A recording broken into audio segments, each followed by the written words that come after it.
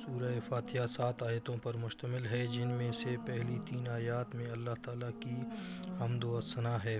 السلام علیکم۔ اگر آپ نے ابھی تک ہمارے چینل کو سبسکرائب نہیں کیا تو ابھی سبسکرائب کریں اور بیل آئیکن دبائیں تاکہ بروقت آپ کو اچھی اسلامی معلوماتی ویڈیوز کا نوٹیفیکیشن آپ کو ملتا رہے۔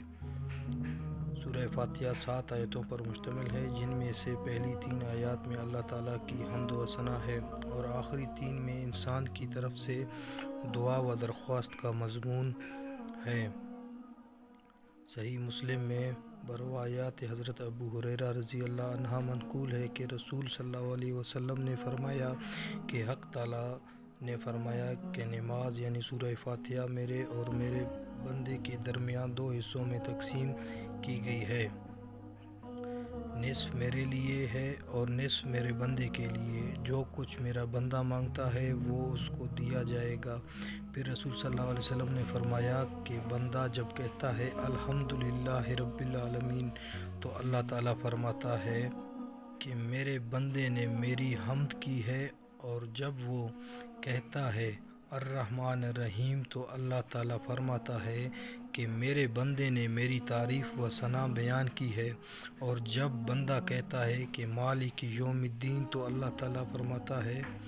کہ میرے بندے نے میری بزرگی بیان کی، اور جب بندہ کہتا ہے ایاک نعبد و ایاک نستعین تو اللہ تعالیٰ فرماتا ہے کہ یہ آیات میرے اور میرے بندے کے درمیان مشترک ہے، کیونکہ اس میں ایک پہلو حق تعالیٰ کی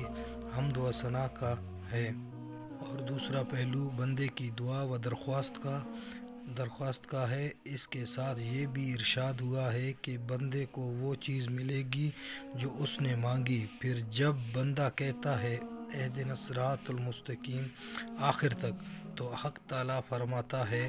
کہ یہ سب میرے بندے کے لیے ہے اور اس کو وہ چیز ملے گی جو اس نے مانگی۔ رسول کریم صلی اللہ علیہ وسلم نے فرمایا کہ قسم ہے اس ذات کی جس کے قبضے میں میری جان ہے کہ سورہ فاتحہ کی نظیر نہ تورات میں نازل ہوئی، نہ انجیل اور زبور میں، اور نہ خود قرآن کریم میں کوئی دوسری صورت اس کی مثل ہے۔